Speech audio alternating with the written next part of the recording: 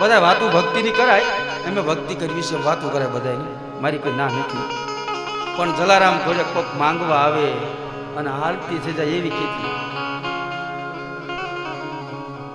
અઘરું છે સાહેબ, વાતું જ કરાય. અને એ પાછા જલિયાણના ધર્મપત્ની સાહેબ, જલિયાણને શું કીધું ખબર? જલિયાણના ઘરે જતી ભગવાન નહોતો, એના ગુરુ હતા. અને આવીને એમ કીધું કે બાપજી જમી લો. અને એટલું કહે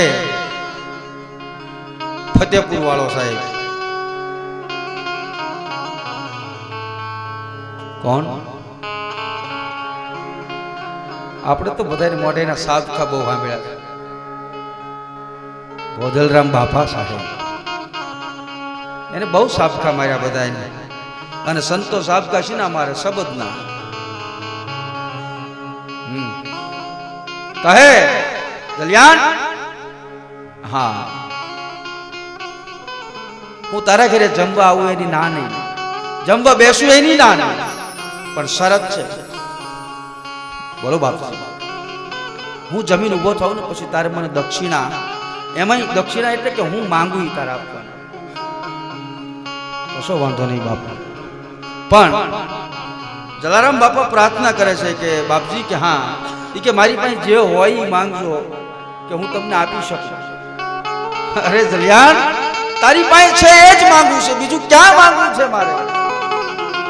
જે તારી પાસે છે એ માંગવું છે. જલિયાણ કહે બાપજી બેસી જાઓ. અને જમી રહ્યા ને એટલે કહે જલિયાણ હા મારી દક્ષિણા. અરે કહો બાપજી શું આપો? કહે મારે તારી પત્ની જોઈએ છે, તારી ઘરવાળી જોઈએ છે.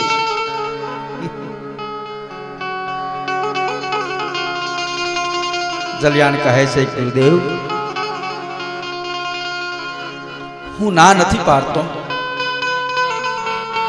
પણ થોડું પૂછી આવું. શબ્દને સમજો સાહેબ. અને જલારામ બાપા વીરબાઈ બેઠા બેઠા ઘંટુલો હાંકે છે, દળના દળે છે. અને જલારામ ની આંખમાં આંસુ છે. અને બાજુમાં જઈને એટલું કહે છે કે વીરબાઈ, હા સ્વામીનાથ કહો. આજ મારા આંગણે રોટલો આપતા આપતા, પુણ્ય કરતા કરતા મારા હાથે તમારું દાન થઈ ગયું છે. શું કરું? અને તેની વીરબાઈના શબ્દો સાહેબ એ હતા, સ્વામીનાથ. વીરબાઈ રડે છે. વીરબાઈ કહે છે સ્વામીનાથ કે હા મને પણ એક વાતનું દુઃખ થયું છે. સતી, તમને દુઃખ થયું છે કે હા? કહો કયું? શું દુઃખ છે તમને? કહે મને દુઃખ એ થયું છે કે આટલા વર્ષોથી હું તમારું ઘર ચલાવું છું, હું તમારી ઘરવાળી છું, તન મન ધન મેં તમને અર્પણ કર્યું છે, મારું સર્વસ્વ જીવન મેં તમારા ચરણમાં સમર્પિત કર્યું છે. છતાં પણ તમે દાન કર્યું અને આ ઓરડામાં પૂછવા આવ્યા એનું મને દુઃખ છે. શું તમને મારી ઉપર ભરોસો નહોતો?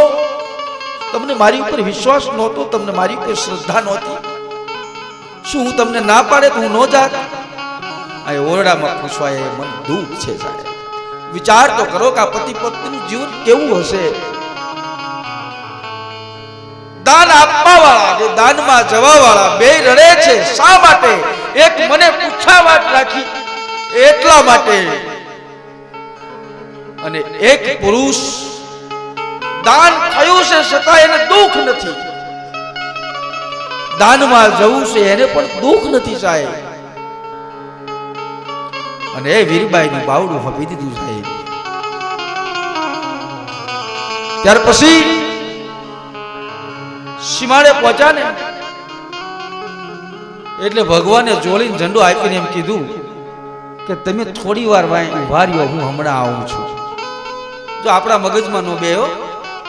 ઘણાને એમ થાય છે કે ઘણાને એવું જ મગજમાં હે કે એમ થોડો કોઈની બાયડી લઈ જઈએ કે મૂકીને ભાગવું જ પડે.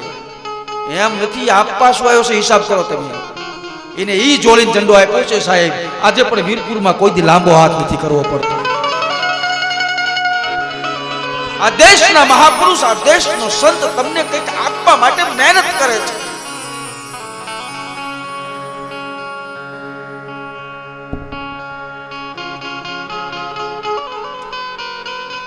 તારો રે પરચો ભારી ભૂખ્યા ને લીધા ઉગારી લંગડા ને હાલતા બનાયા જલા જોગીડા લાલા પરચો રે બારી છોનો રે બનારી તારો પરચો રે બારી છોનો રે બનારી લાને હાલતા બનાયા જલ જોગી લંગડા ને રે લંગડા લંગડા લંગડા ને રે લંગડા લંગડા ને હાલતા બનાયા જલ જોગીડા જય જલાલા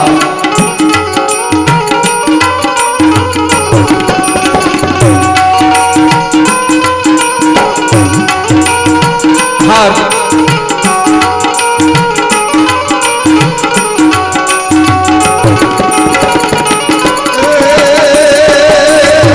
વીરબાઈ ના માંગા કરવા આવ્યા તાને શ્રી હરી ભાઈ તારે માગા કરવા આયા તારે શ્રી હરી અગ્નિ ના દાન દઈ અગ્નિ ના દાન દઈ ભાયા ચલા જોગીડા તારો પરચો રે બારી ઊંચો નો રે ભંડારી અંગડાને હાલતા તુરા રે ચલજો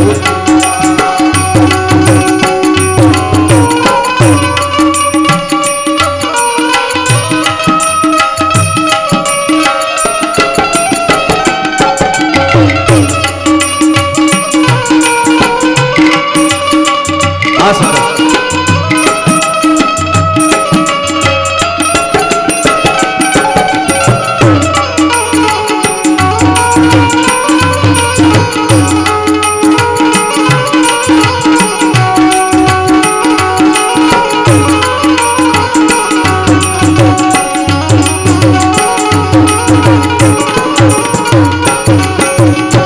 જોગી જોગી જલિયાણ તાજી પ્રેમ ભરી અખિયા જોગી જલિયાણ તમે પ્રેમ ભરી અખિયા મુવેલા પક્ષી ઉડાયા ચાલા જોગીડા જોગી જલિયા રે તારી પ્રેમ ભરી અખિયા કોની ઉપર હે જલિયાણની આંખો જે હતી ને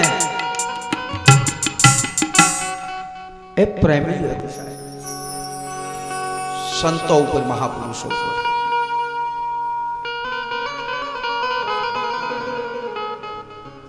અને એ વીરબાઈ ને ભગવાને કારણ કે ઠામ હોય તો જ નખાય ને ઠામ વગર નખાય નહીં એટલે કોઈ ખબર નથી જોડીને ઝંડો કે ભગવાન મૂકીને ભાગી ગયા અને ઈ ભાગેડું થાય કોઈ હે આ દેશમાં દાખલો જ નથી સાહેબ કે ઈ ભાગી શકે ના ના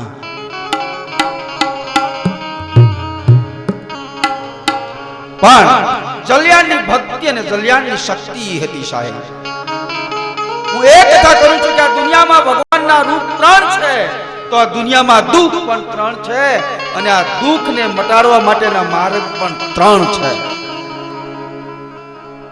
આ દુઃખ જે તમારી માથે છે ને એ દુઃખને હટાવવું હોય તમારે એ દુઃખને દૂર કરવું હોય તમારાથી તો એ દુઃખને હટાવવા માટેના માર્ગ પણ 3 છે પહેલો માર્ગ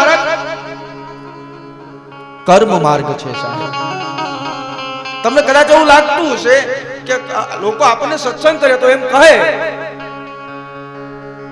કે આ તમે તમારા કર્મ ભોગવો છો એમ કહે ને આપણને બીજું તો કાંઈ ન કહે પણ મને ક્યારેક ક્યારેક એવું લાગે કે આપણે તો જૂનું ચૂકવવા જાય હિસાબ કરવા અને વળી પાછું આપણે તો ગીતાજીની અંદર એવું સાંભળ્યું છે ભગવાન તો એમ કહે છે કે મારી રજા વિના એક પાંચ પણ ન હલે તો આપણા હાથ તો ક્યાંથી હલે કયો ન હલે તો જે કંઈ થઈ રહ્યું છે ને હિસાબથી થઈ રહ્યું છે પણ તમે સમજદાર વ્યક્તિ છો ને મનુષ્ય જન્મ મળ્યો છે મનુષ્ય જન્મ મળ્યો છે તો સારા કર્મ કરો પહેલો માર્ગ